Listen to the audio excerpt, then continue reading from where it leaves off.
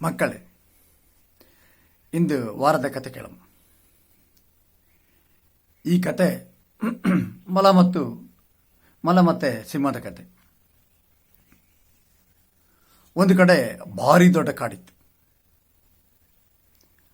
ಅದು ಎಷ್ಟು ದೊಡ್ಡ ಕಾಡು ತೆರೆ, ಸೂರ್ಯನ ಬೊಳಪು ಕೂಡ ನಡು ಮಧ್ಯಾಹ್ನ ಮಾತ್ರ ಆ ಕಾಡನ್ನು ಒಳಗೆ ಹೋತಿತ್ತು. ಅಷ್ಟು ದೊಡ್ಡ ಕಾಡು. ಆ ಕಾಡಲ್ಲಿ ತುಂಬ ತುಂಬ ಪ್ರಾಣಿಗ ವಾಸ ಮಾಡಿಕೊಂಡಿತ್ತು. ಅವುಗಳ ಮನೆಯೆಲ್ಲ, ಪ್ರಾಣಿಗಳ ಮನೆಯೆಲ್ಲ ಕಾಡಲಿತ್ತು. ಹಾಗೆ ಆ ಕಾಡಿಗೆ, ನೀವು ಗೊತ್ತಿಟ್ಟು ಕಾಡನ್ನು ರಾಜ ಆಗೋಳು ಸಿಂಹ ಅಂತ. ಹಾಗೆ ಆ ಕಾಡಿಗೆ ಒಬ್ಬ ರಾಜನೂ ಇತ್ತು. ಆದರೆ ಈ ಸಿಂಹ ಉಂಟಲ್ಲ, ಇದು ಬಹಳ ದುರಂಕಾರಿ ಸಿಂಹ. ಯಾಗಳು ಹಾಂಕರ್ಲಿ ಓಡಾಡ್ಕೊಂಡಿರ್ತಿತ್ತು.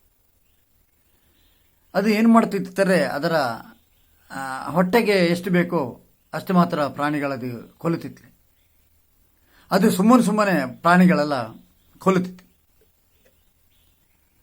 ಇದು ಹಿಂಗೆ ದಿನ ಇದು ಜಾಸ್ತಿ ಹಿಂಗೆ ಪ್ರಾಣಿಗಳ ಸುಮ್ಮನೆ ಕೊಲ್ಲುವುದನ್ನು ನೋಡಿ ಆ ಕಾಡ್ಲಿದ್ದ ಪ್ರಾಣಿಗಳಿಗೆಲ್ಲ ಬಹಳ ಬೆಚ್ಚಾದೆ, ಬಹಳ ತಲೆಬಿಸಿದೆ. ಅವು ಏನು ಮಾಡುತ್ತಾರೆ, ಎಲ್ಲವೂ ಸೇರಿ ಒಂದಿನ ಒಂದು ಸಭೆನ ಕರೆದವೆ.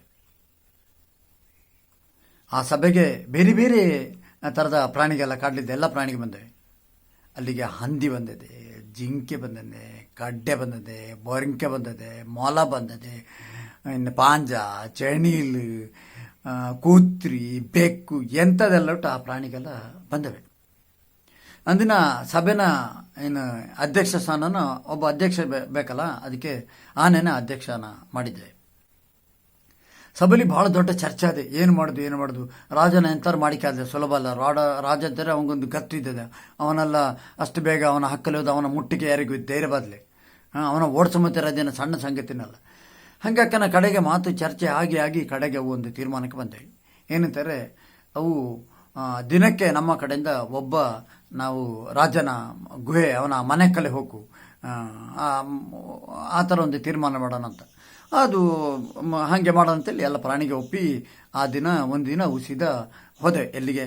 ಆ ಸಿಂಹದ ಗುಹೆ ಕಲೆ, ಸಿಂಹದ ಮನೆಯ ಕಲೆ ಹೋದೆ. ಸಿಂಹದ ಮನೆ ಕಲೆ ಈ ಪ್ರಾಣಿಗೆಲ್ಲ ಬಂದ ನೋಡಿ ಸಿಂಹಕ್ಕೆ ಭಯಂಕರ ಇದಾಗುತ್ತೆ. ಎಂತಕ್ಕೆ ಬಂದದ್ದು ಜೋರು ಮಾಡಿದೆ. ಅಷ್ಟೊತ್ತಕನ ಇದು ಪ್ರಾಣಿಗೆ ಹೇಳುವೆ, ನೀವು ಬೇಟೆ ಆಡೋದು ಕಷ್ಟ ಎಲ್ಲ ಬಾದು ಬೇಡ.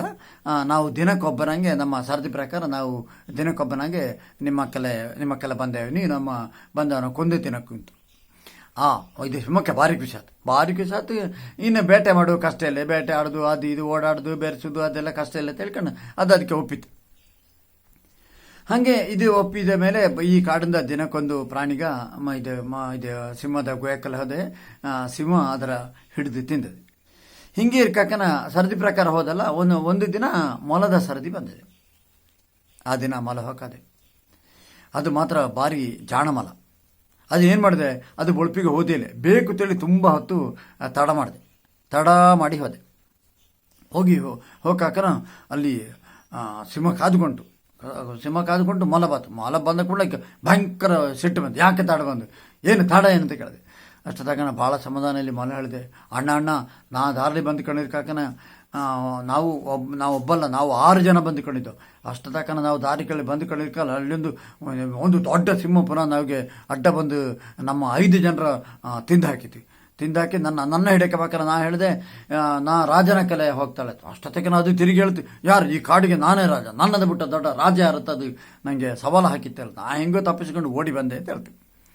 ಇದರ ಕೇಳಿ ಸಿಂಹಕ್ಕೆ ಭಾರಿ ಸಿಟ್ಟು ಬಂದದೆ. ಎಲ್ಲಿಟ್ಟ ರಾಜ ತೋರ್ಸವನ, ಅವನ ಈಗಳನ್ನ ಬಿಡಿಕಲ್ಲ, ಅವನಿಗೆ ಹಿಡಿದು ಬಡ್ದು ಅವನ ಸಿಗದ ಹಾಕಿನಿ ಅಂತ ಹೇಳ್ತೀವಿ.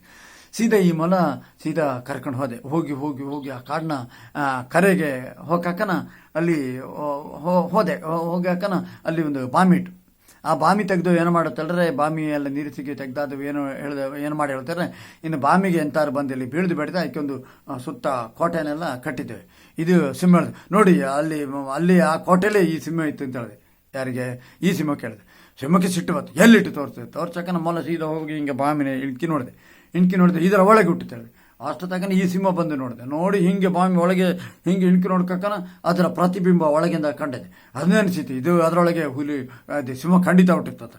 ಇದಕ್ಕೆ ಬಾಂಬ್ ಬ್ಯಾ ಅಂತೇಳಿ ಒಂದೇ ಒಂದು ಬೊಬ್ಬೆ ಹೊಡೆದು ತೆಗ್ದು ಬಾಂಬೆಳೆಗೆ ಹಾರ್ತು. ಹಾರಕಾಕನೊಂದು ದೊಡ್ಡ ಉಂಡೆ ಕಲ್ಲು ಕೂಡ ಅದ್ರ ಒಟ್ಟಿಗೆ ಬಾಂಬೆಳೆಗೆ ಬಿದ್ದು ಅದು ಸತ್ತೇ ಹೋಯ್ತು. ಇದು ಈ ಬೊಬ್ಬೆಲ್ಲ ಕೇಳಿ ಪ್ರಾಣಿಗೆ ಭಾರಿ ದೂರಲಿ ಇರೋದು. ಇದು ದೊಡ್ಡ ಶಬ್ದ ಕೇಳ್ದಂಗೆ, ದೊಡ್ಡ ಆರ್ಭಟ ಕೇಳ್ದಂಗೆ, ದೊಡ್ಡ ಕಲ್ಲು ಬಿದ್ದಂಗೆ ಕೇಳ್ದಂಗೆ ಭಾರಿ ಇದ್ದಂತ ಪ್ರಾಣಿಗೆಲ್ಲ ನೋಡೋಕ್ಕಾಕ ಮೊಲ ತಿರುಗಿ ಬರ್ತಾ ಉಂಟು. ಎಲ್ಲೂ ಕೇಳಿ ಆಶ್ಚರ್ಯ ಆಯ್ತು. ಎಲ್ಲೂ ಕೇಳ್ದೆ ಪ್ರಾಣಿಗೆ ಎಂತ ಅಷ್ಟೊತ್ತಿಗೆ ಈ ಮೊಲ ನಡೆದ ಕಥೆನ ಹೇಳಿದೆ. ಕೆಲವಕ್ಕೆ ಭಾರಿ ಖುಷಿ ಆಯ್ತು, ಇನ್ನು ನಮ್ಮ ಸಂಕಟ ಸಪ್ಪಿತಲ್ಲ ಅಂತೇಳಿ ಆ ದಿನ ಅವು ಮೊಲಕ್ಕೆ ಸನ್ಮಾನ ಕೂಡ ಮಾಡಿದೆ. ಮಕ್ಕಳೇ, ಇಲ್ಲಿ ನಾವು ತಿಳ್ಕೊಂಬಕ್ಕ ಸಂಗತಿ ಅಂದರೆ ನಾವು ದುರಹಂಕಾರದಲ್ಲಿ ನಮ್ಮ ವರ್ತನೆಗಳ ಮಾಡಿಕೆ ಆಗೋದು, ದುರಹಂಕಾರ ನಾವಿಗೆ ಇರಿಕೆ ಆಗೋದು. ಆ ದುರಹಂಕಾರ ನಮ್ಮಲ್ಲಿದ್ದರೆ ಯಾಗಾರು ಒಂದಿನ ನಾವಿಗೆ ಅದು ಕೇಡುಗಾಲತ್ತ ಅದು ಖಂಡಿತ.